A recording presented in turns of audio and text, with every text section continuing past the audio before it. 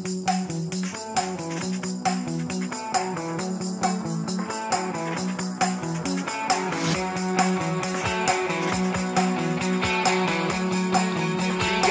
it. Running the floor. Embiid stuffs it. Harden for three.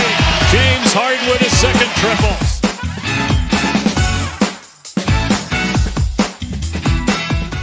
What's up, guys? Welcome back to the Pick Swap podcast. It is a bright and early Wednesday morning, the day before Game 6 of the Sixers and Raptors series. We've gone through the ringer a bit. I missed out on the last podcast. Timing didn't work all that well, but I left on a great note. The last time we talked, we were feeling fantastic. A little bit different right now. Sean, how are you doing, brother? Yeah, not great. I've certainly been better. I mean, it kind of just what a crazy turnaround with the Sixers team with this series. To start off, we went into this with the mindset of this is going to be a difficult series, that this Raptors team does not roll over. They compete. And then through 3 games, we saw this Sixers team just outclass them on both sides of the ball. Tactically had every answer, played up to what they needed to play up to. And then 2 games later, after holding a 3-0 series, I've pretty much lost all my confidence in how I feel. And now, granted, the Sixers still just need to win 1 out of the next 2, and we're punching our ticket to the next round. But there are some real deal concerns that have come out in these past couple games. Yeah, especially Game 5, man. I hated losing Game 5. I did not really mind all that much Game 4. It's really difficult to sweep a team. Let's be honest. It doesn't happen that much. Doesn't happen. The NBA has had some conspiracies this year with this sweep. Well, yeah, just the Nets, which is always fun for us. But yeah, I was after Game 4. I watched that game and I was like, it is what it is. That kind of game happens. They didn't play very well and they didn't shoot very well, and it was in Toronto. That game happens. Game 5, you're at home. Like, the reason I think Game 5 bothered me so much was because of the way that how eerily similar it was to the second round last year, and how they just didn't have it. And in the Game 5 in a playoff series, how do you not have it? We had this same exact conversation last year. Like, I remember it very similarly. Like, I don't want to go through this again where they're like, why do they not have a fire? Why do they not have a competitive drive? Why are they letting a team that's worse than them run up and down the court on them? Why is Precious Achiuwa running past Joel Embiid? And why are we turning the ball over? And, why is Danny Green getting multiple shots within 4 minutes in the fourth quarter in a couple possession game? Like, I just don't understand sometimes. Yeah, I mean, to just see them come out and just flat out not give a shit through that whole game is unreal. And the lack of urgency, like when you see the talks around like the fan base, the reports or everything, like obviously the Joel Embiid thumb ligament injury is a factor. And the best thing that they can do is just win one single game and get extra time to just whatever it needs, whether it's extra rehab on it, just rest on it, learning how to play with it, time to get shots up on the gym on his own.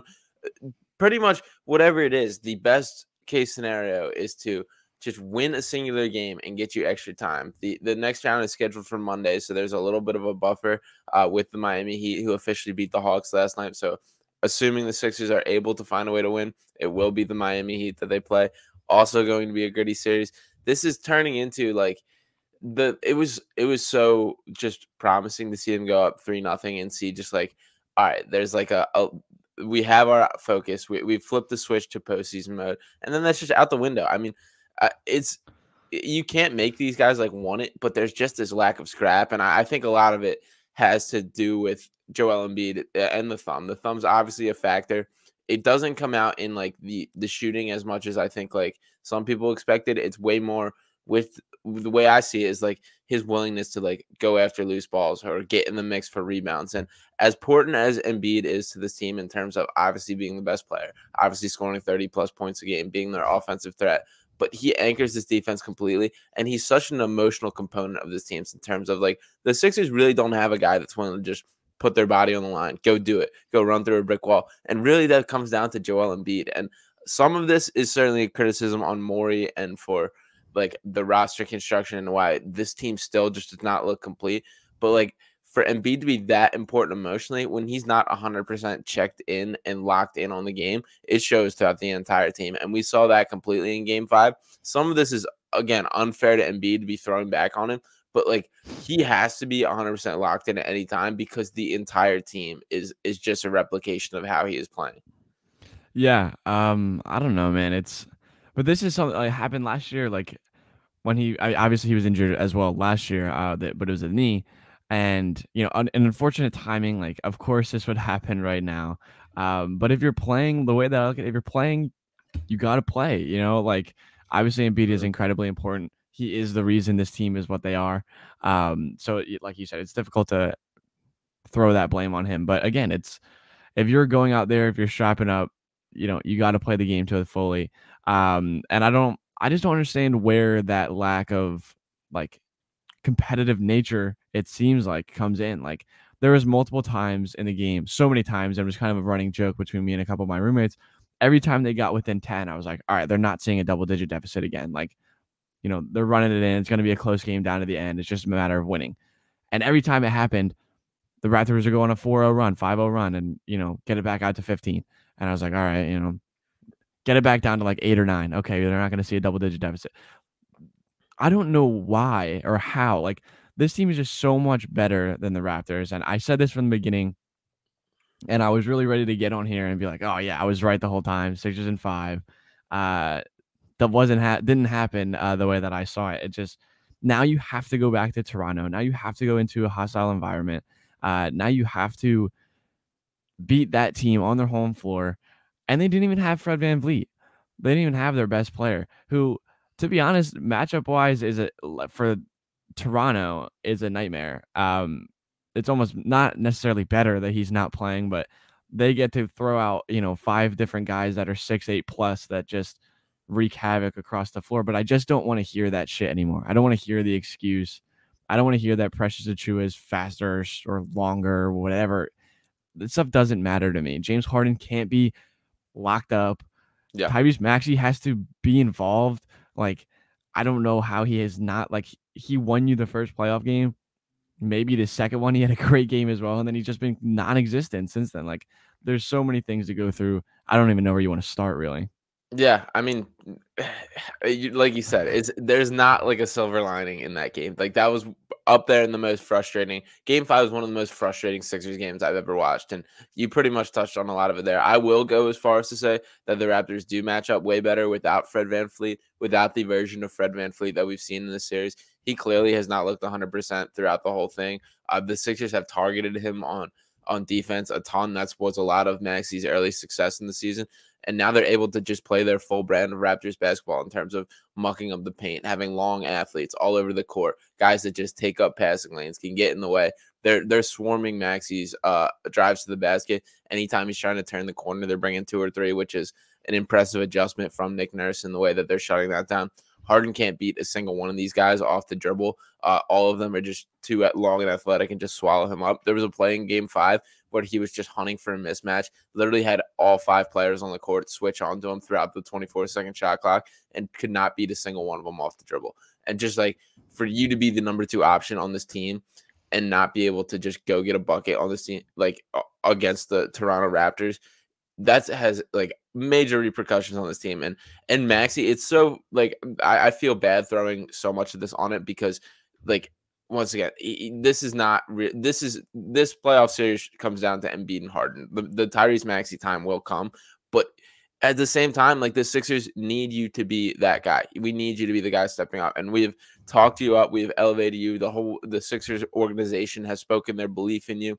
We've talked you into being this guy. So now it's time to be it. And I know it's not fair because you're 21 years old and he still has a ton of growing to do. And his struggles now don't mean anything in terms of his long-term success that will come regardless. But I would rather him go out like shooting and trying his way. And when Maxey starts to struggle, he has a bad tendency of just kind of becoming more passive in the offense. And the Sixers cannot live with that based on the skill set that he has and what they need on the team, especially with the way that Harden's been unable to do it. Yeah, he kind of provides that variable to this offense that doesn't really happen otherwise. Like they don't have another guy that gives the offense what Tyrese Maxey gives the offense because they don't have another guard that scores in that sense. And, he hasn't shot well in the last couple of nights, but I just feel like they've gone away from him. Or maybe it's him not asserting himself. And like you said, the Raptors have made a really good adjustment and a really strong adjustment.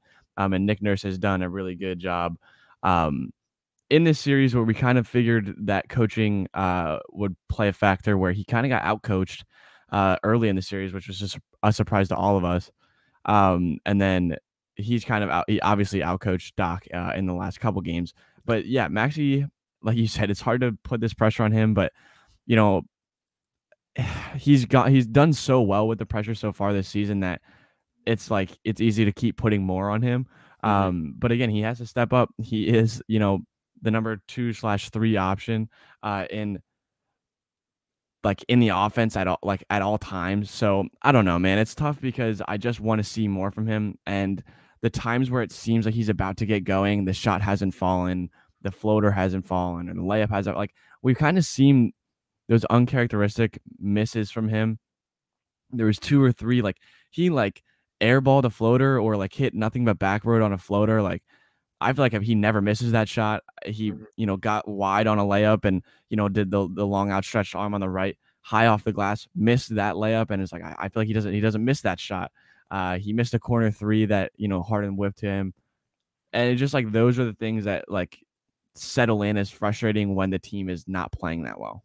Yeah, I mean, Tyrese Maxey has not realized how good he is yet. He has not realized that he is this guy within the Sixers offense. And again, especially with Harden struggling, and a lot of this pressure that's being thrust onto Maxey's play is as a result of Harden being unable to do it. So that falls back on James Harden for not being able to be that guy. And I have legit concerns that this is the James Harden that we're dealing with.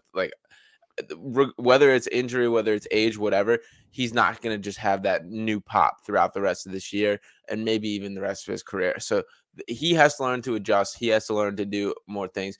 And then I feel so bad. I don't want to kill Maxey because again, this is the Harden and Embiid series.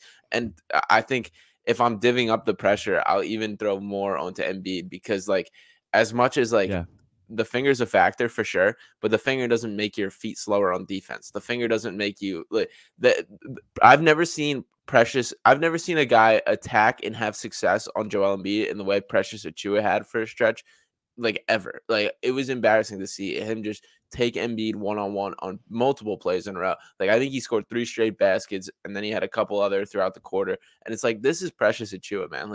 And no disrespect, he's obviously kind of an archetype that Embiid has not had the best success with over the course of his career. A guy that's just athletic, physical, high effort, high motor.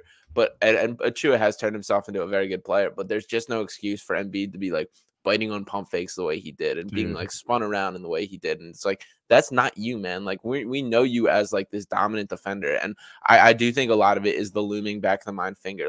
It probably hurts to smack a block shot in the way that he usually does on a regular basis. That probably does. But at the same time, you can't do the stand up there and talk about how you're hurt, but don't bring it at the same time.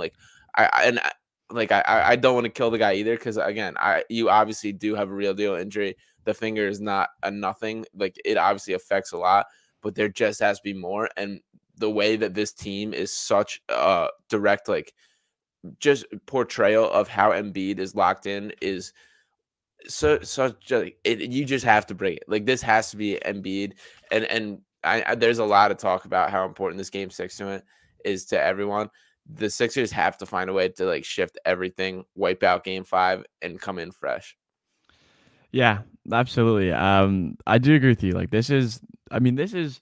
I saw something earlier, and I've hated Sixers Twitter over the last couple of days. I need everybody to take a step back. The second they lost Game 4, everyone was like, "Oh, we're gonna be the first team in history to blow a 3-0 lead." And I understand the historical concept to this. I understand the feeling that we felt last year, the feeling that we felt in the past, the history of Doc Rivers as a head coach, the way that things have played out. But seriously, the only thing that they've talked about, that collectively the Sixers fans have talked about, is blowing this series lead. It's the only thing that they've talked about. They have to win 1 out of 4. Okay, 1 out of 4. I know now it's down. I know it's down to the last 2. I understand that, but to put it in perspective, they have to win 1 out of 4 games. They are going to do that. The Sixers are going to win this series. I know that a lot of us aren't feeling confident. I'm not feeling confident necessarily, right now. The Sixers are going to win this series. No doubt in my mind. And if that comes back to bite me, so be it. I am not going to be the person that's putting my tail between my legs in the first round in Game 6 against the Toronto Raptors. I'm just not going to do it. But that being said, I've seen a lot of it on Embiid as well. The pressure on Embiid saying, we already know the rap on Harden and Doc. Tyrese Maxey's too young to put this blame on. Tobias Harris has been really good. But in 5 years from now, who's going to remember what Tobias Harris did in this series? If this series goes bad, if this does go south, this is Embiid's fault. Like, this is Embiid's. It's going to lay on Embiid's shoulders for the rest of his career, and that's something you don't want on your resume, especially after hitting a game winner in Game 3 and telling their super fan, "I'm going for the sweep," and then letting this happen. You can't, and you're just better than them. And Embiid specifically is just better than them. And there's times, we saw it at times the other night. He gets, an early post up, those things of that nature.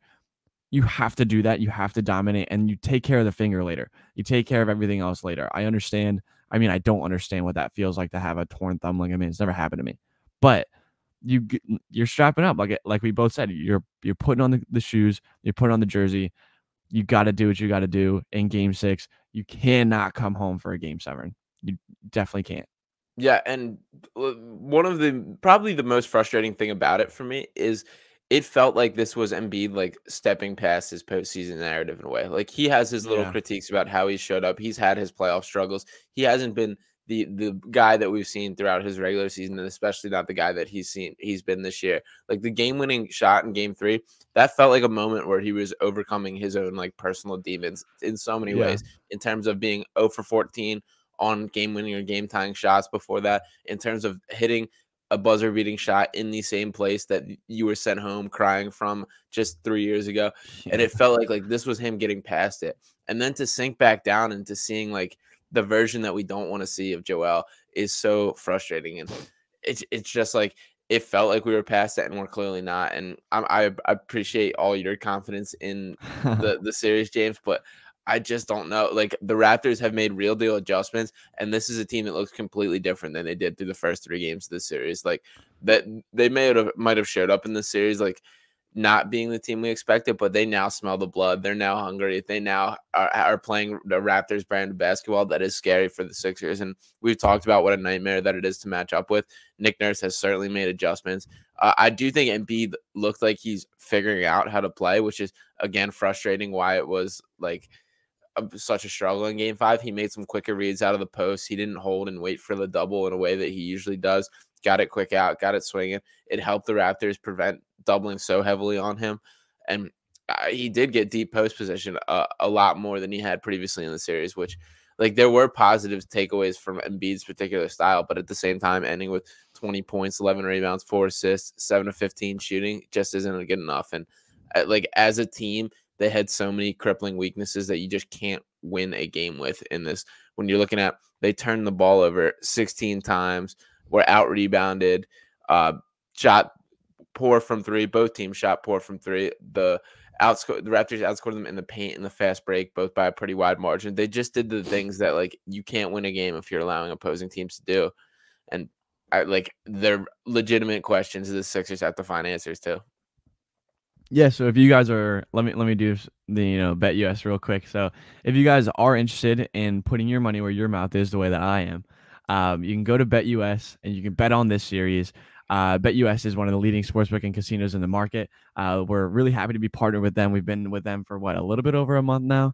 Bet US has done an awesome job with us. We're super excited to be a part of their growth as they're continuing to grow. You can join in on the action using our code PICKSWAP at login, or you can check the bio but underneath this YouTube video, or if you're listening on a podcast streaming platform, the link will also be in there. You can use our code PICKSWAP at login for your first bet, risk-free up to $500.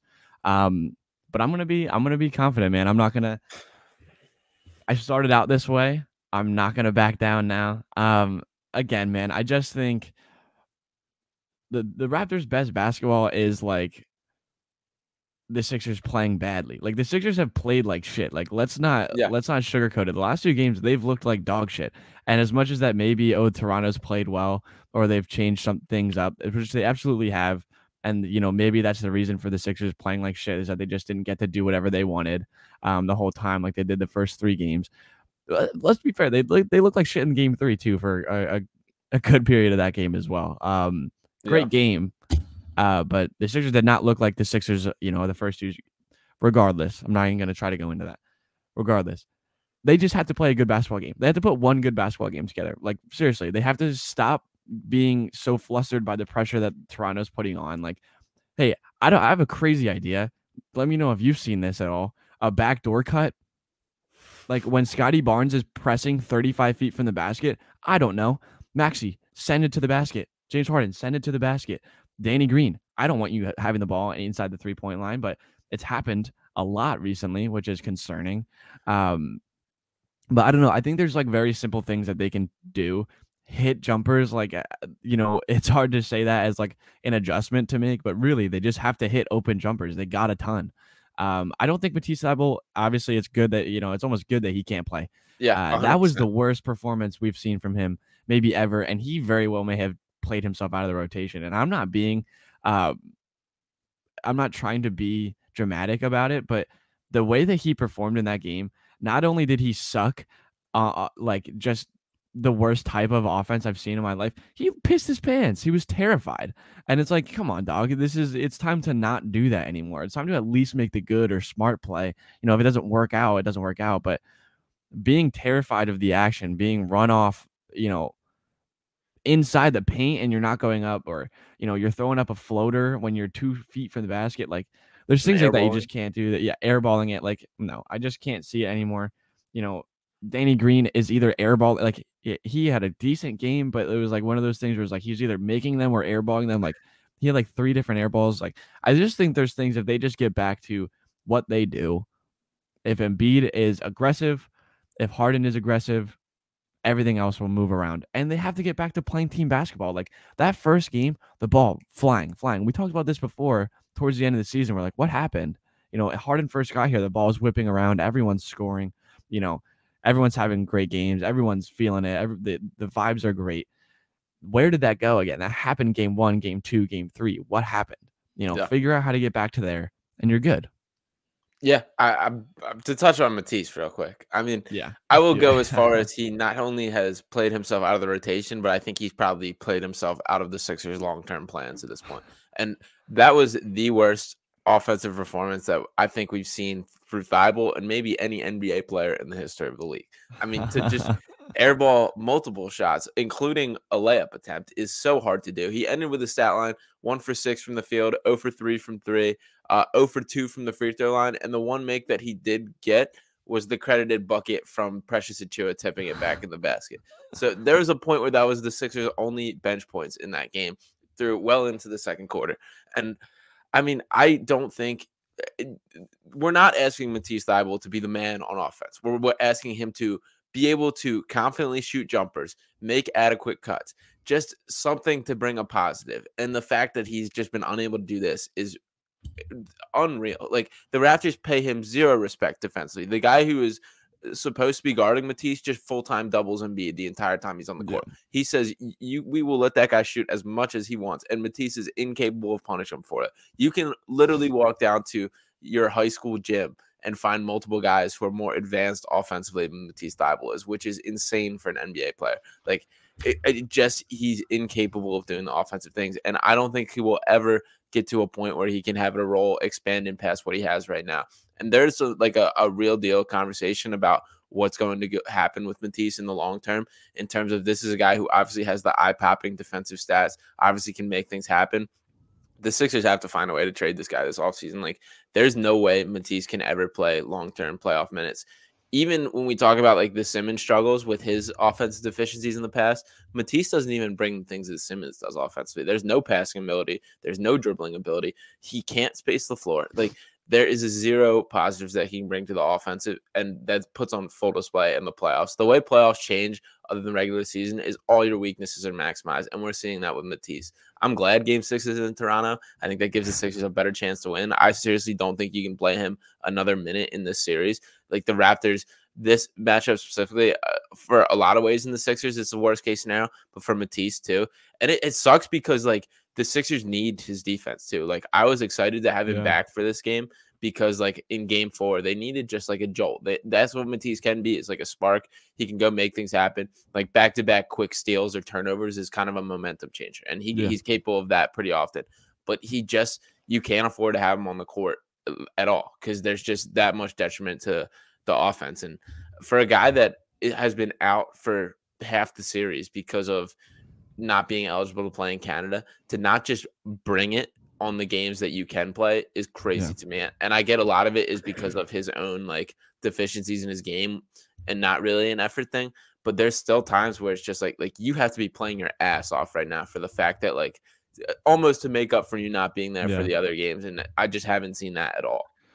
Yeah, man, I don't even know what to make of it right now. It almost feels like it almost feels like something I can't think of right now. It's something I can't think about right now. Like it's a problem to deal with, once this season is over. But yeah, man, I don't know. I don't know what to even make of it. He looked terrible. Like I can't sugarcoat. I can't find a way to like twist it in the right way. Obviously we've been, big Matisse guys, but he was just flat out really, really bad.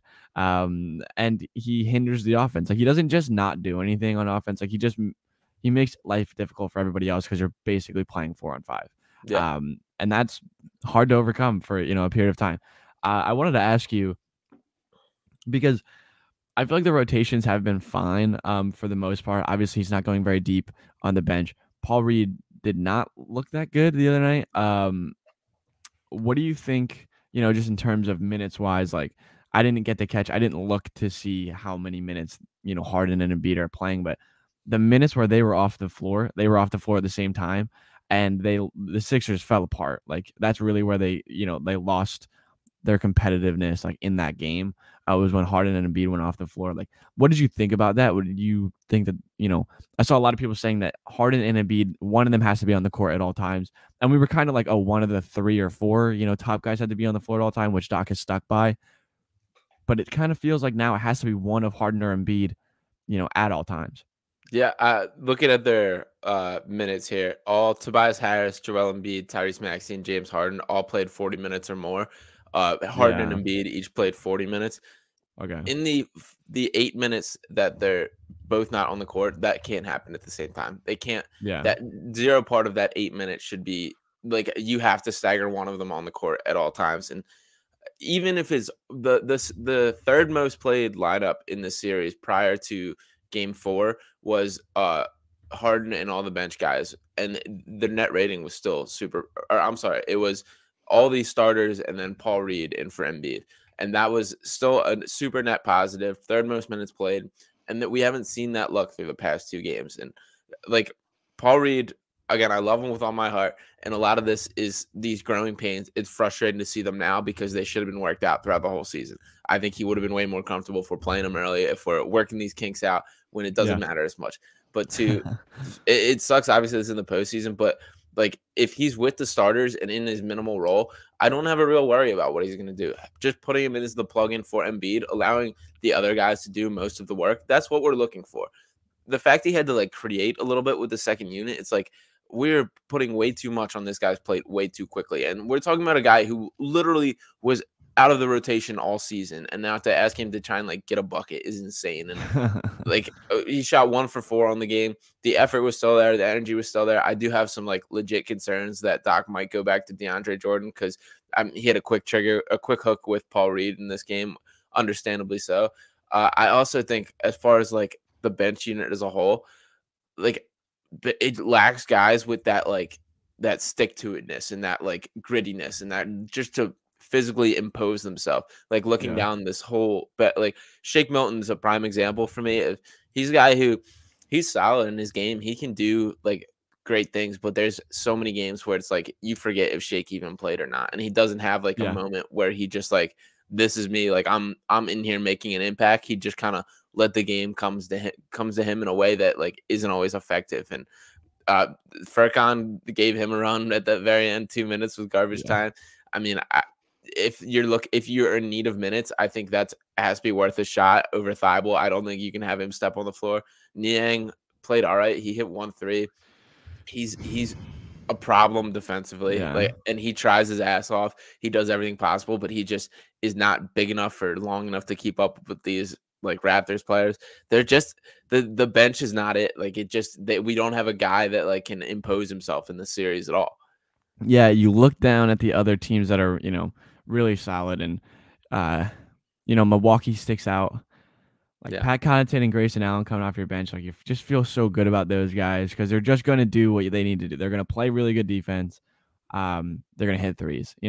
I laughed when you talked about Shake because I actually almost asked you early, like, did Shake play last game? Like, I know he did, but I was like trying to think of anything, and the only thing that came to mind was when he got poked in the eye again, and I was like, all right. That's the only thing I remember. Yeah, the only thing I remember about Shake in that game. And I was excited for Shake in this series because I felt like he had played himself into, a role, but he's been kind of non-existent or, a non-factor. George, I love George. Dude, he's just a turnstile on defense. He just can't. Yeah. They hunt him. They giggle when he switches onto them. And, the threes haven't been there. Like, not that it's just not the volume. He's not playing enough minutes because he's not, he can't play defense. So he's not playing enough minutes to stay on the floor. So he's not getting the shots that would make him an effective player. So it's like the one part of his game that is really weak has really taken the other part where he's really effective out completely, which is a shame. Like you said, I think, when I'm thinking of archetypes, and obviously we're getting ahead of ourselves here a little bit, but like when you think about this bench unit, you think about, the guy that's going to take over at small forward. Like you kind of thought it might be Matisse, might not be. I want a guy you need a guy like Dante DiVincenzo. You need a guy like, is just going to play good defense and spread the floor. Like, but is going to do that every night. Is going to, chase after, like you said, a guy that's going to just hustle, and be around and dive after loose balls, things like that. But, something we can talk about, later on. Yeah, not to get too ahead of ourselves. I also don't want to say this, but I'm going to say it anyway.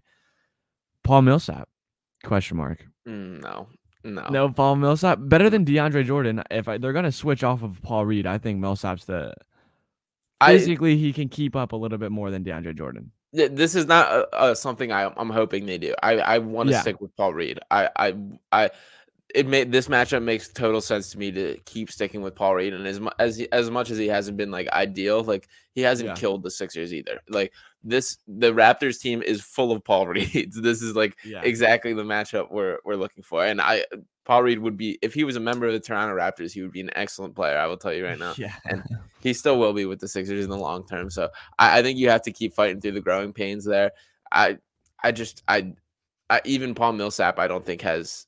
He certainly is more burst and a little left in the tank than DeAndre Jordan, but this Raptors team is a Paul Reed matchup pretty much straight up. Yeah. So I would rather stick with that. And then there just has to be an issue that I keep kind of circling back to with this is they need a guy who can just emotionally impose himself and create like, I hate Pat Beverly just because of how over the top he is, but he's done wonders for that Minnesota team in terms of just creating like the toughness and the culture that they need. And that was a team that has been notoriously soft for so long, pretty much through Cat's whole career, and their whole success there is like they just didn't have that effort and that whatever. Pat Beverly has changed that night and day since he's been there. And we see the way they're competing with this Grizzlies team, who is pretty much a decent portion more well-connected and talented than them, I would say.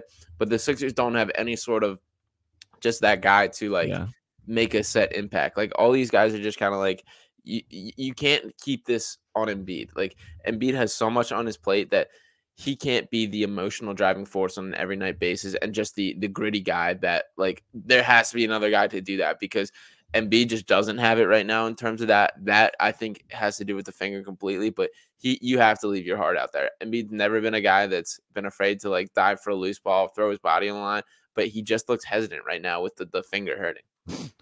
Yeah, and I don't even like again. Like I feel like I've kind of washed over a lot of these things. It's concerning. It definitely is. The roster construction is concerning. And I saw somebody say earlier, like the Heat are just like the Raptors, but good. So like they kind of play a similar style. They just have good basketball players rather than guys that are just developing or young guys. So it's like these are things that you figure out how to win Game 6. I'm going to tell you that I'm confident they win Game 6. I switched in the 30 minutes we've been on this podcast. I switched over. It's all it takes is a half hour. It's a half hour on the mic makes me act a little bit different. So they're gonna win. They're gonna win this series. I'm not welcoming any bad energy. They're gonna win this series, but then you have to go play the Heat, and they're the 1 seed. So you got to go to Miami first. You got to go beat a team that you've historically struggled against in the playoffs. You got to go against a team that has a better coach than you. So like these things that are happening right now, they're kind of settling in. I think everyone at first, during the first couple games of the series was like, they're different. They're different. They're different. We need not just like a win. Like that's why I wanted on Game 5. Like it was a loss. Like the loss hurt really badly. The fact that they just like looked like shit. Like I wanted them to come out in that game and blow the doors off that team. Yeah. Like come in and just beat the ever living shit out of them. And then, whatever happens, you go into round 2, you figure it out. You know what I mean? Like I just can't. It's like it makes my stomach hurt the way that they lost that game. So like they need to go into Game 6 and like not just want to win. Like I don't want to see a 3-point victory. Obviously, I'd be happy if they get out of Toronto with a win at all. I'm happy with that. For me to feel good about the next round, even if they win this round, like they need to beat the shit out of them. Yeah, And they need to show that they're the better team because they are. This is like this is the playoffs. Like this shouldn't be begging for effort. It should be like not that hard to show up every single night and to just not through Game 5. Like we talked about it all season with this team in terms of like the just kind of feeling like we're better than you, that we can kind of sleepwalk our way through a win, and that's not going to happen. This is a team that's not going to go down without a fight. The Sixers have to put them to bed if they want to win this series, and they have to just show a locked-in mentality. Look waking up in Game 6 from the start, and it's not going to be pretty for them if they don't. Yeah, I am terrified to see what that. I mean, I was laughing that people were. There's one reporter for the Raptors that I already muted him. I can't deal with his shit anymore. I kind of forget his name, but regardless. Like, I just need them to shut up. I just need the Raptors fans to shut up. I need them to shut up about the Sixers fans booing them because, like, obviously they're going to get booed if they look like shit on their home court down 13 at halftime. Like, yeah, they should get booed. Like, I don't, like, and I'm not normally that guy. I'm not normally the guy to say, like, oh, they deserve this. They deserve to get booed, and they deserve to get booed off the floor because, oh, the Sixers fans leaving early. That's not like, I have better things to do leaving early. That's a, like, F you, like I'm out. Yeah. I paid money to see this bullshit and you guys let me down. That's Philly fans for you. Like, and that's a part of the fans that I respect. That's the part that I think gets misconstrued. Right there, they were entirely in the right. And people are like making fun of them. Like, you don't understand. Like, you're not getting the point here. Like, the point isn't to like. It's not like when it's not like when the Heat fans left before the Ray Allen shot. Yeah, that's like I'm a prissy Miami fan. I'm gonna go to the nightclub. I have better things to do. Like this was I got to go to work tomorrow and you guys pissed me off. Like that's the kind of thing. So I don't know, man. I'm trying to stay positive here, but it definitely is concerning right now. Yeah, no, and the game was over when the fans left. This was not like a walk out early. Yeah, I mean Raptors Twitter is something as well. The Raptors fans are a lot more confident about them winning in 7 than I think Sixers fans are in them not letting the Raptors win in 7. So that doesn't bode great for me. My prediction to the start was Sixers in 7. I hope I'm not right. I hope they wrap this up in 6. I really like they can't be the one. They can't be the one. They can't be the one team to blow a 3-0 lead in NBA history. They can't turn the record to 144-1 in teams that go up 3-0 all time. It just can't be. But the lethal combination of Doc Rivers, Doc Rivers, James Harden, Daryl Morey, Joel Embiid, who all have their playoff critiques. It's all coming. We can see it all unfolding right here. So I'm not as confident as I would like to be right now. Bad energy, Sean. Don't bring that bad energy over here. I think a lot of it is too, though. Like, I don't like thinking about that. I don't like thinking you can't be. We're 2 games away from that still. Like, can't. I understand it. That thought creeps in my head too. Like, you can't be the team that blows a 3-0 lead. Just win a goddamn ball game. Just win one goddamn ball game because you're better than them, and you should. Like, let's be real. You're just a better team than them.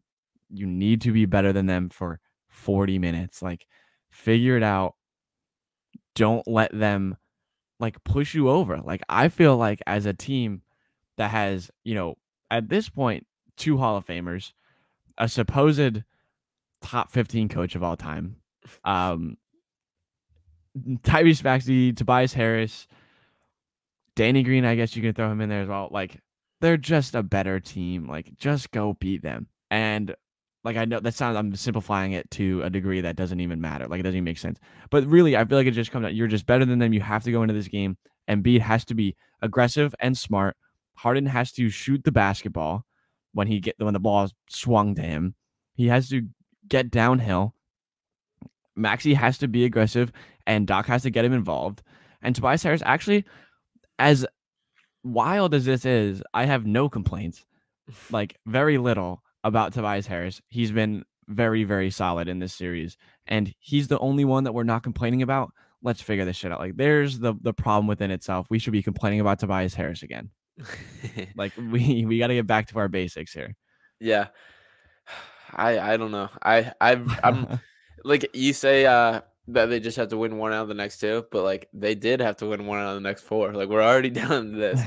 So yeah, they should be able to do this. But like, we're at a stage where this team cannot be like on the border of getting bounced first round. Like, at this stage in Embiid's career, at this stage of roster construction, they have to be winning multiple rounds in the playoffs. Like, there has to be at least like getting close to the title contention zone that they're hoped to. And I mean, I don't think any of us are fooling ourselves by saying like this was the year, in terms of like, there's obviously notable holes on the Sixers team, but like, they have as good a chance as anybody in terms of like, we got to take it to the dance. We might as well play around a little bit, and they still can win this series and get to Miami, but it's like we let a valuable chance of having rest, having time to get organized again already slip through our hands, and they got to put it to the rest before. It's just a growing worry and a growing worry. And if the Raptors win Game 6, like, the momentum could not have swung farther.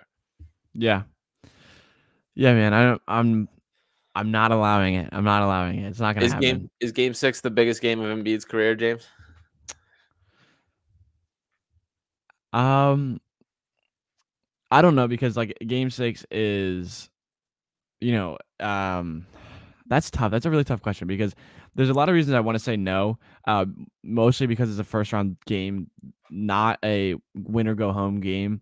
In the first round against the Toronto Raptors. So like, right initially, I want to say no, but when you think about it, like, kind of yes, because this will so much reflect on him, and what he's done, and really, as well as he's played in this series, his numbers are not gaudy. His numbers are not like shining off the stat sheet, mostly because he was playing within, their offense and figuring it out, how to win without dominating. And they did that the first 3 games.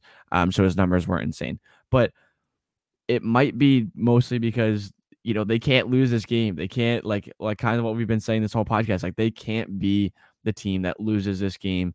A team that was up 3-0 hasn't even gotten this far into a series. So like, this is the problem. I think it just will reflect so poorly on his legacy that maybe it is. But like, the magnitude just isn't there in terms of like the playoffs as a whole yet. So I want to say no for that reason, but also kind of yes for, the fact that, the situation of the series itself. Yeah. I pretty much agree with that take. I mean, if the Sixers do lose this series, this will be a mark on Embiid's legacy that I don't think he recovers from, finger injury or not. That really doesn't matter in the long run of this. And I still kind of live by the principle of like, you can't have it both ways in terms of if you're good enough to suit up, like, then I need you to bring it no matter what. Yeah. And maybe that's unfair, but at the same time, like the Sixers need the best version of Joel Embiid that he's capable of bringing, and it better happen in Game 6.